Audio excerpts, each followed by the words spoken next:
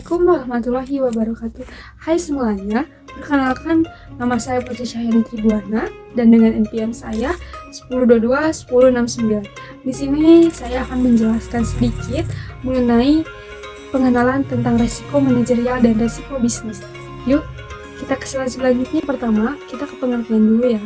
Untuk pengertiannya, resiko manajerial adalah resiko kaitan dengan suatu keputusan dan tindakan seorang manajer dalam organisasi.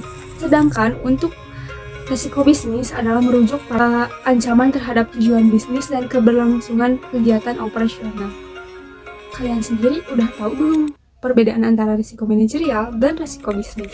Untuk risiko manajerial tersendiri adalah keputusan manajer dalam mengelola sumber daya perusahaan seperti keuangan, operasional, dan sumber daya manusia. Sedangkan untuk risiko bisnis adalah merupakan kegiatan yang berkaitan dengan lingkungan bisnis seperti persaingan pasar, perubahan regulasi, serta keadaan ekonomi.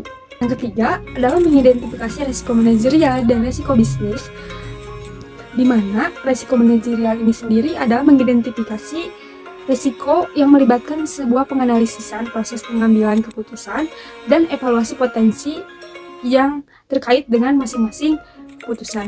Dan sedangkan untuk risiko bisnis itu sendiri adalah mengidentifikasi risiko yang melibatkan pemahaman mendalam tentang lingkungan bisnis serta faktor-faktor yang berpotensi menjadi ancaman bagi perusahaan.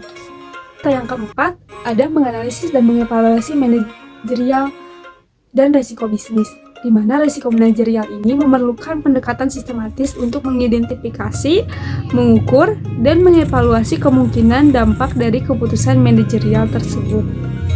Dan sedangkan untuk risiko bisnis itu sendiri melibatkan terhadap lingkungan eksternal dan internal perusahaan untuk memahami bagaimana risiko terhadap pengaruh tujuan bisnis tersebut. Lalu yang kelima, ada strategi untuk pengendalian risiko manajerial dan risiko bisnis, di mana pengelolaan risiko manajerial ini efektif meliputi implementasi kontrol internal, audit regulasi, dan perumusan kebijakan yang meminimalkan potensi risiko perusahaan tersebut. Sedangkan untuk pengendalian risiko bisnis melibatkan pengembangan strategi, pemasaran yang responsif, diversifikasi produk, serta kesiapan dalam menghadapi ketidakpastian pasar.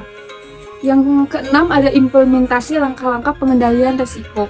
Untuk manfaat prediksi risiko memungkinkan perusahaan untuk mengambil preventif sebelum risiko tersebut terjadi atau mengurangi kerugian potensi.